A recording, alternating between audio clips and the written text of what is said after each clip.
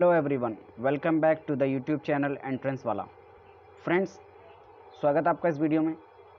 Friends, जो हमने एक सीरीज़ शुरू की थी कलाम सीरीज़ अलीगढ़ मुस्लिम यूनिवर्सिटी के 9th एंट्रेंस के लिए, जिसमें ऑलरेडी हम 13 चैप्टर्स कंप्लीट कर चुके हैं साइंस के, और पैरेलली मैथ भी स्टार्ट कर दी जा चुकी है। और आज के इस वीडियो में हम कंप्लीट करने वाले हैं साइंस के 14th चैप्टर को, जिसका नाम है chemical effects of electric current. तो फ्रेंड्स, इससे पहले की वीडियोस अगर आपने नहीं देखी हैं तो आप जाके बेल आइकन से देख सकते हैं, या फिर नीचे डिस्क्रिप्शन बॉक्स में भी उनका लिंक दिया हुआ है, वहाँ से जाकर देख सकते हैं। इसके अलावा फ्रेंड्स, चैनल को सब्सक्राइब करें, वीडियो अच्छी लगे तो लाइक करें, एंड अपने फ्रेंड्स में शेयर करना बिल्कुल ना भूलें। चलिए कंटिन्यू करते हैं chemical effects of electric current. तो जैसे टॉपिक से ही पता चल रहा है कि केमिकल इफ़ेक्ट्स की बात चलने वाली है। किसके? इलेक्ट्रिक करंट के। यानी इलेक्ट्रिक करंट के कौन कौन से केमिकल इफ़ेक्ट्स होते हैं, या फिर उसके कौन कौन से इफ़ेक्ट होते हैं। तो पहले तो हम देखेंगे कि इलेक्ट्रिक करंट किसे कहा जाता है, फिर उसके कॉजेज़ देखेंगे कि उसके थ्रू कौन कौन से केमिकल इफ़ेक्ट्स हो रहे हैं। बाकी सब चीज़ें भी हम देखने वाले हैं। तो जो भी थ्योरी है एनसीईआरटी की, वो कंप्लीट इस वीडियो में कवर की जाएगी, और शॉर्ट नोट्स की फॉर्म में इसको हमने बना लिया है। तो चलिए कंटिन्यू करते हैं। The flow of electrons in any material is termed as electric current. तो सबसे पहले अगर देखा जाए कि इलेक्ट्रिक करंट किसे कहा जाता है, तो इलेक्ट्रिक करंट कहा जाता है जो इलेक्ट्रॉन्स होते हैं उनके मूव करने को कहा जाता है। यानी जो इलेक्ट्रॉन्स के मूव होते हैं किसी मटेरियल के अंदर, उसको कहा जाता है इलेक्ट्रिक करंट। जैसे ये इलेक्ट्रॉन किसी मटेरियल के अंदर अगर मूव कर रहे हैं तो हम क्या कहेंगे कि इसके अंदर करंट पास कर रहा है। अभी हम डायरेक्शन भी देखेंगे कि अगर किस डायरेक्शन में करंट मूव करेगा तो किस डायरेक्शन में इलेक्ट्रॉन मूव कर रहा होगा। तो इसका जो डायरेक्शन है, डायरेक्शन ऑफ मोशन इलेक्ट्रॉन का और करंट का अपोजिट होता है। अपोजिट का मतलब क्या? मान लीजिए अगर करंट इस डायरेक्शन में मूव कर रहा है तो इलेक्ट्रॉन इस डायरेक्शन में मूव कर रहा होगा। या फिर हम कहें कि किसी जगह पर ये क्या है, इलेक्ट्रॉन है। तो इलेक्ट्रॉन अगर इधर मूव कर रहा है तो करंट किधर होगा? आगे की तरफ। आगे की तरफ क्या होगा? करंट, क्योंकि जो इलेक्ट्रॉन है वो करंट के अपोजिट डायरेक्शन में मूव करता है। नेक्स्ट है गुड कंडक्टर्स ऑफ इलेक्ट्रिसिटी। अब हमने देखा है कि कुछ मटेरियल्स ऐसे होते हैं जो लाइट को कंडक्ट करते हैं, और कुछ ऐसे होते हैं जो लाइट को कंडक्ट नहीं करते हैं। तो अभी हम देखने वाले हैं गुड कंडक्टर ऑफ इलेक्ट्रिसिटी के बारे में। गुड कंडक्टर ऑफ इलेक्ट्रिसिटी यानी ऐसे कंडक्टर जो इलेक्ट्रिसिटी को कंडक्ट करते हैं, उनके बारे में अभी हम देखने वाले हैं। The materials which allow the current to pass through them are known as good conductor of electricity. Example are copper, aluminum. तो ऐसे मटेरियल जिनके थ्रू इलेक्ट्रिसिटी आसानी से पास कर जाती है उन्हें क्या कहा जाता है? गुड कंडक्टर ऑफ इलेक्ट्रिसिटी कहा जाता है। जैसे कॉपर, एलुमिनियम, तो इनके थ्रू क्या होता है? इलेक्ट्रिसिटी पास कर सकती है, तो इन्हें क्या कहा जाएगा? Good conductor of electricity. Next है the poor conductor of electricity. Poor conductor of electricity किसे कहा जाता है? ऐसे मटेरियल जिनके अंदर इलेक्ट्रिसिटी पास नहीं कर सकती। The materials which do not allow the current to pass through them are known as poor conductor of electricity. Example क्या है? ग्लास, प्लास्टिक, यानी ग्लास, प्लास्टिक, सैंड, इन सबको देखा जाए तो ये इलेक्ट्रिसिटी कंडक्ट नहीं करते हैं। तो ऐसे मटेरियल जो इलेक्ट्रिसिटी कंडक्ट नहीं करते हैं वो क्या कहलाते हैं? Poor conductor of electricity. Next है टेस्टर। तो टेस्टर क्या है ये भी हम देखने वाले हैं। तो टेस्टर एक ऐसा डिवाइस होता है जो पता करता है कि लाइट किसी चीज़ के अंदर आ रही है या नहीं आ रही है। If a particular material allow electric current to pass through it or not, यानी इस टेस्टर के थ्रू हम ये पता लगा पाते हैं कि किसी मटेरियल से जो इलेक्ट्रिसिटी है वो पास कर रही है या नहीं। इसका हमें आसानी से पता लग जाता है। किसके थ्रू? टेस्टर के थ्रू। किस तरह?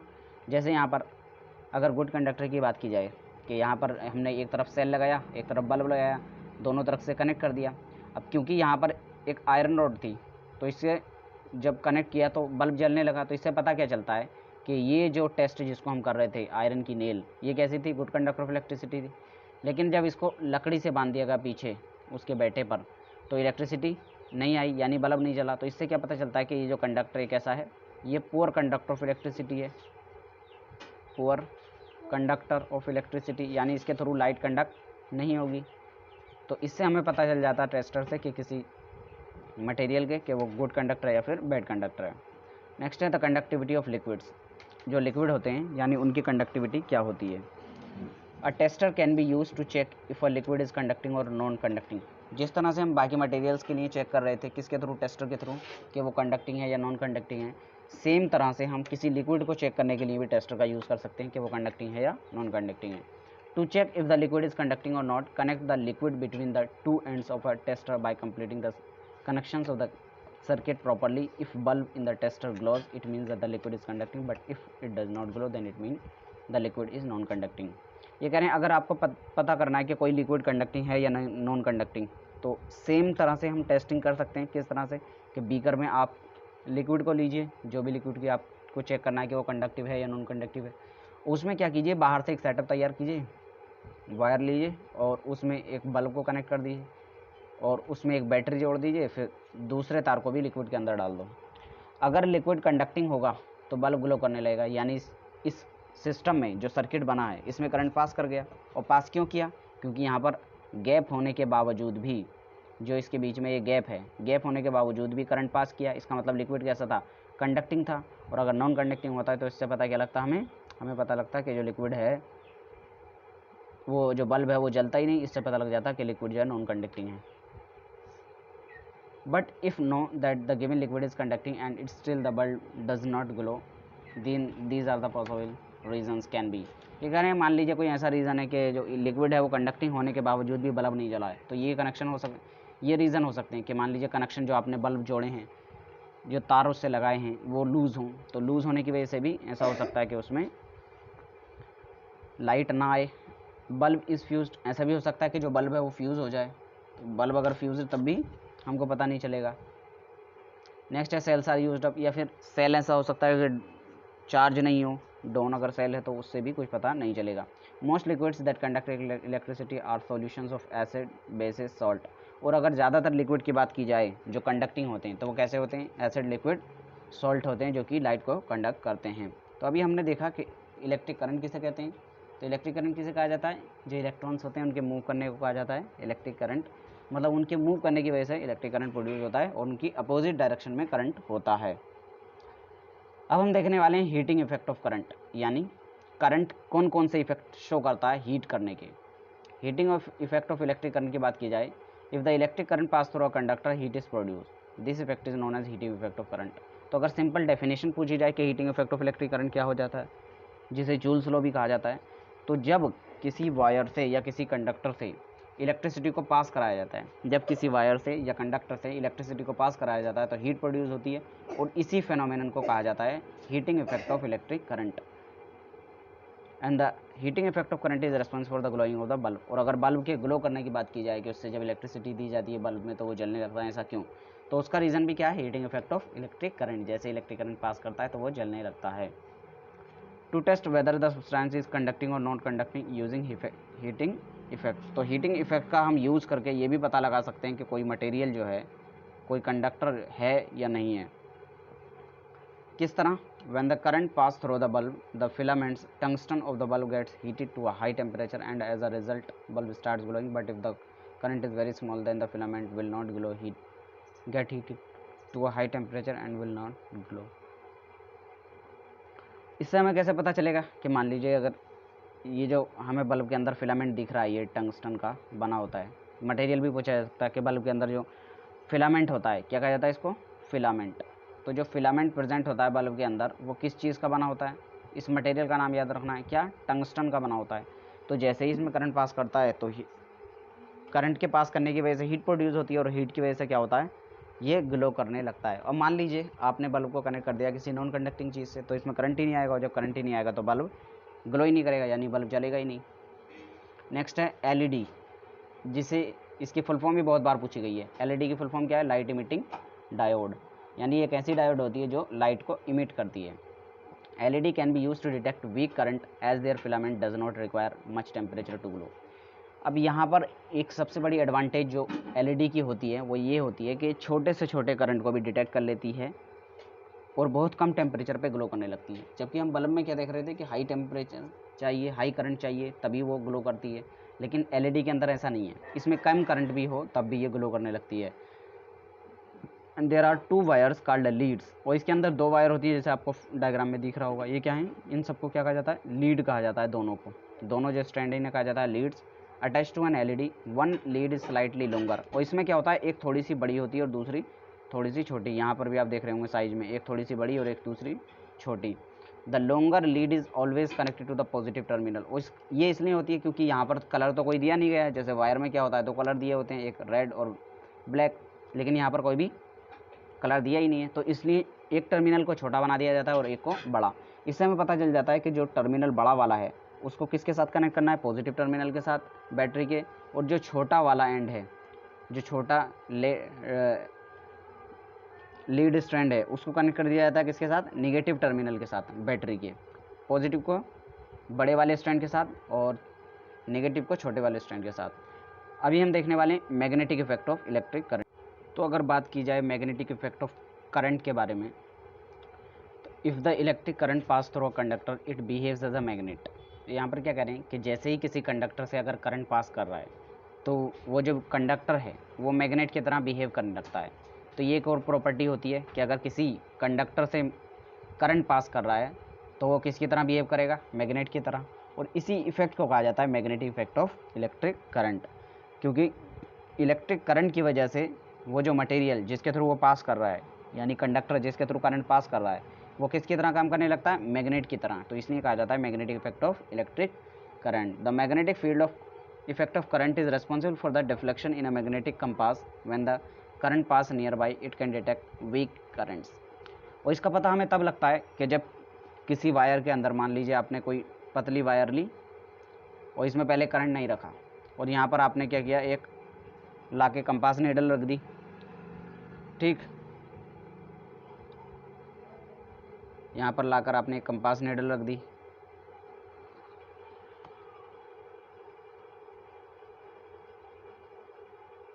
इस तरह से कि डिफ्लेक्शन शो करे। अब जैसे ही आपने इसमें करंट पास कराया तो ये क्या करेगी, डिफ्लेक्शन शो करेगी, या तो इस डायरेक्शन में या फिर इस डायरेक्शन में, करंट की डायरेक्शन पे बेस पर। तो जैसे ही इससे करंट पास हुआ तो ये जो नीडल थी कंपास के अंदर, ये डिफ्लेक्ट हुई। तो इससे क्या पता चला कि कहीं ना कहीं ये जो वायर थी इसने कुछ मैग्नेटिक फील्ड प्रोड्यूस की होगी, उस मैग्नेटिक फील्ड की वजह से ये क्या हो गई, डिफ्लेक्ट हो गई। तो इससे पता चलता है कि जैसे ही किसी वायर से अगर करंट पास कराया जा रहा है तो वो किसकी तरह बिहेव करती है, मैग्नेट की तरह बिहेव करती है।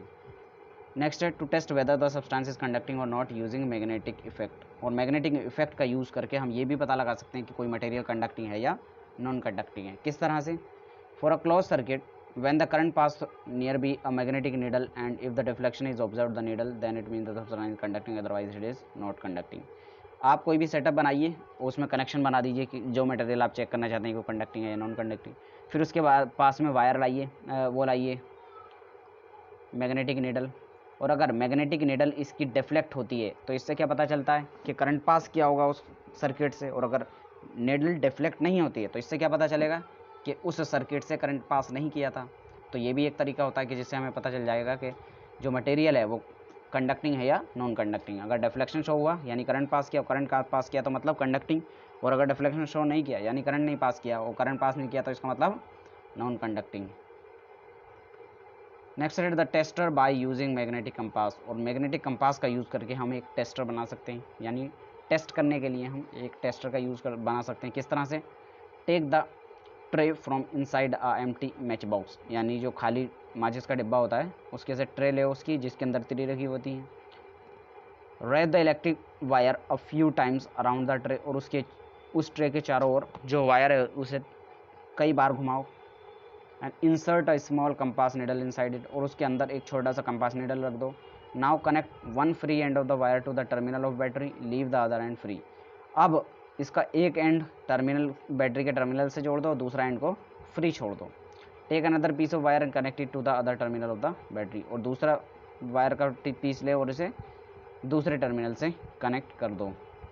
Join the free ends of the two wire पर मोमेंटरीली, और जो वायर के दो एंड हैं उन्हें मोमेंटरीली एकदम से जोड़ दो। And the compass needle should show deflection, और जैसे ही आप इन दोनों को जोड़ते हैं तो यानी एक सर्किट कंप्लीट हो गया है। जैसे ही आप इसको कनेक्ट करते हैं इससे तो क्या होगा, सर्किट कंप्लीट हो गया। तो अब इसमें करंट पास करना चाहिए, करंट पास करना चाहिए इसका मतलब पूरे सर्किट में करंट जाने चाहिए। और जब पूरे सर्किट में अगर करंट जाएगा तो यहाँ पर क्या होगा, ये नीडल डिफ्लेक्शन शो करेगी। अगर नीडल डिफ्लेक्शन शो कर रही है इसका मतलब सर्किट में करंट गया, और सर्किट में करंट गया तो इसका मतलब ये गुड कंडक्टर ऑफ इलेक्ट्रिसिटी है। और इस तरह से एक ऐसा इंस्ट्रूमेंट तैयार हो जाता है जिसके तो दो एंड जो हैं वो फ्री होते हैं, और उन दोनों को जैसे ही आप टच कराते हैं तो एक टेस्टर बन जाता है, जिससे हमें पता लग जाएगा ये कि कोई चीज़ कंडक्टिंग है या नॉन कंडक्टिंग है। Touch both the ends of tester to any substance to check whether the substance is conducting or the electricity or not. और किसी भी चीज़ को आप कंडक्ट करिए, मान लीजिए आपको पता लगाना है कि उसमें इलेक्ट्रिसिटी है या नहीं है, तो टेस्टर को आप उसमें लगा दीजिए और उससे पता लग जाएगा कि इलेक्ट्रिसिटी है या नहीं है। If the deflection is observe the needle then it mean the substance is conducting otherwise non conducting. और अगर जैसे ही आप उसको लगाते हैं और डिफ्लेक्शन शो होता है, इससे क्या पता चलेगा कि उसमें करंट पास कर रहा था, करंट पास कर रहा था, इसका मतलब ये कंडक्टिंग था, अदरवाइज कंडक्टिंग नहीं होगा। अब आती है बात किसकी, टैप वाटर की। The water obtained from the various substances like rivers, wells, taps etc is not in its purest form. It contains many impurities. These impurities include different salt too. As a result of these salt, tap water becomes a good conductor of electricity. ये कह रहे हैं कि जो tap water होता है इसके अंदर ऐसा नहीं है कि सिर्फ वाटर होगा, यानी ये बहुत प्योर नहीं होता है, और इसमें बहुत सारी इम्प्योरिटीज़ होती हैं, और उन सभी इम्प्योरिटीज़ की वजह से जो वाटर है वो कैसा हो जाता है, कंडक्टिंग हो जाता है। लेकिन अगर डिस्टिल्ड वाटर की बात की जाए, यानी प्योर वाटर की बात की जाए, तो उसमें क्या होता है, वो इम्प्योरिटी नहीं होती हैं और वो इलेक्ट्रिसिटी को कंडक्ट नहीं करता है। तो टैप वाटर क्या करता है, इलेक्ट्रिसिटी को कंडक्ट करता है, तो एक ऐसा हो गया गुड कंडक्टर ऑफ इलेक्ट्रिसिटी। और अगर दे दे डिस्टिल्ड वाटर, तो डिस्टिल्ड वाटर कैसा होता है, बैड कंडक्टर ऑफ इलेक्ट्रिसिटी होता है। It is the purest form of water and does not contain any kind of impurity, hence it is the poor conductor of electricity. Distilled water के अंदर कोई भी impurity ना होने की वजह से कैसा हो जाता है, ये पुअर कंडक्टर ऑफ इलेक्ट्रिसिटी हो जाता है। नेक्स्ट है the chemical effect of electric current, यानी इलेक्ट्रिक करंट के कौन कौन से केमिकल इफेक्ट्स होते हैं।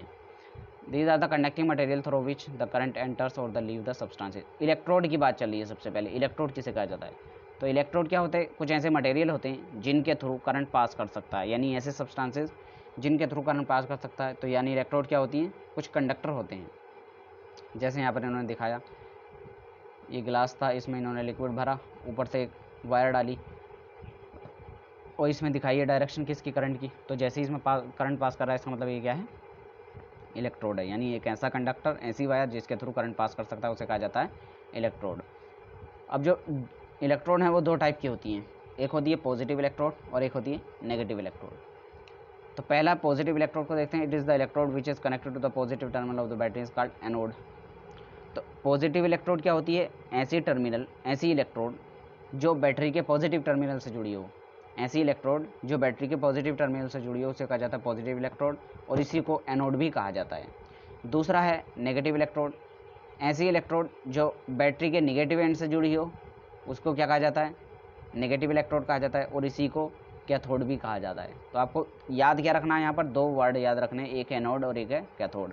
एनोड किसे कहा जाता है, एक ऐसी इलेक्ट्रोड जो वायर के पॉजिटिव टर्मिनल को कनेक्ट करे, उसे पॉजिटिव इलेक्ट्रोड कहा जाता है। एक ऐसी इलेक्ट्रोड जो वायर के नेगेटिव टर्मिनल को कनेक्ट करे, उसे नेगेटिव इलेक्ट्रोड यानी कैथोड कहा जाता है। कैथोड और एनोड को याद रखना है, anode positive terminal, cathode negative terminal.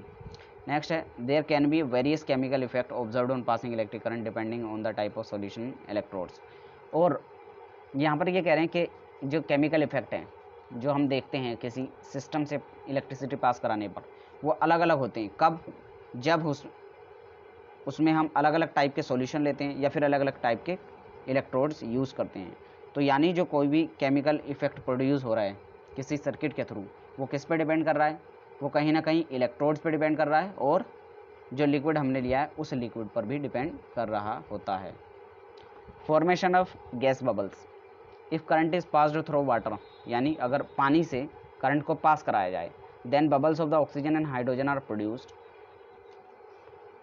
यानी अगर किसी वाटर की क्या कराई जाए, हाइड्रोलिसिस कराई जाए, जैसे यहाँ पर नीचे इन्होंने फिगर में दिखा रखा है, क्या, नीचे वाटर लिया, दो कार्बन की रोड ली, जिन्हें क्या कहा जा रहा है, इलेक्ट्रोड कहा जाएगा। वाटर लिया एज अ इलेक्ट्रोलाइट यानी लिक्विड, तो इसमें क्या होता है, कुछ बबल्स प्रोड्यूस होती हैं। जैसे ही ऊपर कनेक्ट किया जाता है बैटरी के साथ, तो इसमें क्या होता है, कुछ बबल्स प्रोड्यूस होती हैं, जैसे यहाँ पर दिखाया भी गया है। तो बबल्स क्यों प्रोड्यूस होती हैं, क्योंकि जो वाटर था, वाटर क्या था, H2O। ये ब्रेक हो जाता है hydrogen gas H2 plus oxygen gas O2 में। अब ये जो गैसेज हैं दोनों हाइड्रोजन और ऑक्सीजन, जब ये निकलती हैं बबल्स की फॉर्म में तो हमें दिखाई देती हैं। The oxygen bubbles will be present on positive electrode, और ऑक्सीजन कहाँ पर प्रेजेंट होगी, पॉजिटिव इलेक्ट्रोड पर प्रेजेंट होगी। And hydrogen bubbles are on the negative electrode, और हाइड्रोजन की जो बबल होंगी वो कहाँ पर, निगेटिव इलेक्ट्रोड पर प्रेजेंट होंगी। तो ये भी आपको याद रखना है।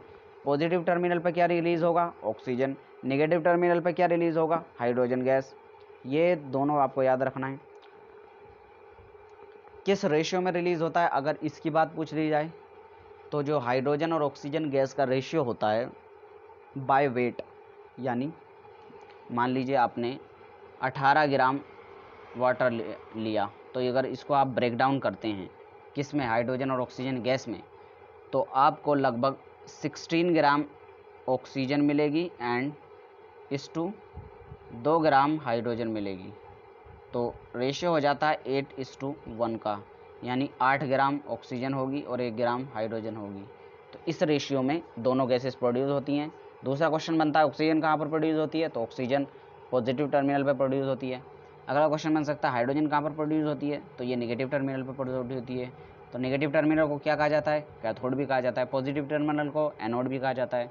ये सब आपको याद रखना है। And the passage of an electric current through a conducting solution causes chemical reaction, और जैसे ही इलेक्ट्रिक करंट पास करता है किसी कंडक्टिंग सॉल्यूशन से तो क्या होता है, केमिकल रिएक्शन हो जाती है।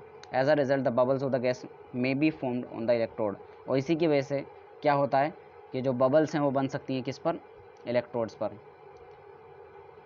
नेक्स्ट है डिपॉजिट ऑफ मेटल में be visible on the electrodes and the colour of the solution में चेंज। ये कह रहे हैं कि इस रिएक्शन से क्या होता है कि जो भी आपने इलेक्ट्रोड लिए उस पर कुछ प्लेटिंग हो सकती है, यानी दूसरी मेटल चढ़ सकती है, और जो कलर है सॉल्यूशन का वो भी बदल सकता है। अब नेक्स्ट और मोस्ट इंपॉर्टेंट टॉपिक है वो क्या है, electroplating.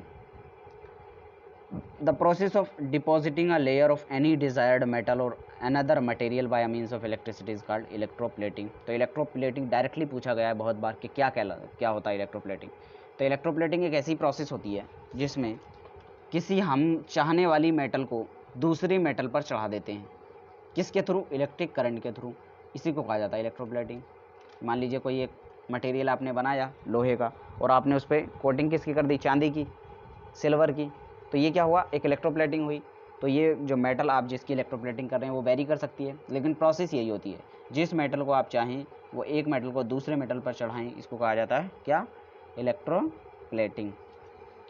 Experiment, we need to take copper sulphate and 2 copper plates of same size. इस एक्सपेरिमेंट को करने के लिए हमें क्या करना पड़ेगा, कॉपर सल्फेट का सॉल्यूशन लेना पड़ेगा और 2 कॉपर की प्लेट। कॉपर सल्फेट नीचे सॉल्यूशन ले लिया, 2 कॉपर की प्लेट ले ली, और इसमें अबाउट 250 ml डिस्टिल्ड वाटर लिया क्लीन और ड्राई बीकर में, and dissolve 2 teaspoonful of copper sulphate, और इसमें क्या किया, 2 टीस्पून कॉपर सल्फेट डाल दिया ताकि कॉपर सल्फेट सॉल्यूशन बन जाए। एंड फिर ड्रॉप सल्फ्यूरिक एसिड की डालनी कॉपर सल्फेट सॉल्यूशन बनाने के लिए, कॉपर सल्फेट सॉल्यूशन को कंडक्टिंग बनाने के लिए। And connect the copper plates through the terminal of battery, और तब क्या हुआ, जो प्लेट्स थी उनको बैटरी के टर्मिनल से कनेक्ट किया और उन्हें लिक्विड के अंदर डाल दिया, तब कुछ इस तरह का सर्किट बना।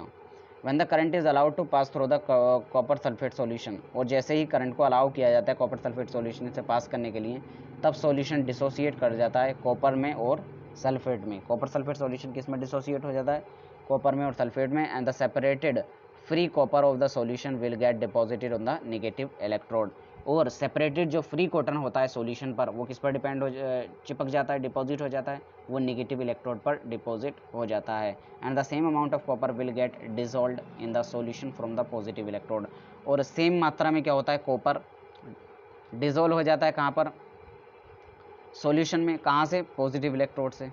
Hence we can say that the copper from the positive terminal got transfer to negative electrode, और यही तरीका होता है, इससे हम कह सकते हैं कि जो कॉपर था वो पॉजिटिव इलेक्ट्रोड से ट्रांसफ़र हो गया कहाँ पर, नेगेटिव इलेक्ट्रोड पर, और इस तरह के ट्रांसफ़र को क्या कहा जाता है, इलेक्ट्रोप्लेटिंग। अब इसके जो यूजेज हैं वो बहुत ज़्यादा हैं, इन यूजेज से बहुत बार क्वेश्चन पूछा जाता है। क्या हैं यूजेज, ये देख लेते हैं हम। The applications of electroplating, it is used in industry for coating different metals on other metal object, इसमें क्या होता है कि इंडस्ट्रीज़ में सबसे ज़्यादा यूज़ होता है इलेक्ट्रोप्लेटिंग का। इलेक्ट्रोप्लेटिंग के थ्रू हम किसी एक मेटल को दूसरी मेटल पर यानी उसकी परत चढ़ा देते हैं, लेयर चढ़ा देते हैं, और इसका सबसे ज़्यादा यूज़ कहाँ होता है?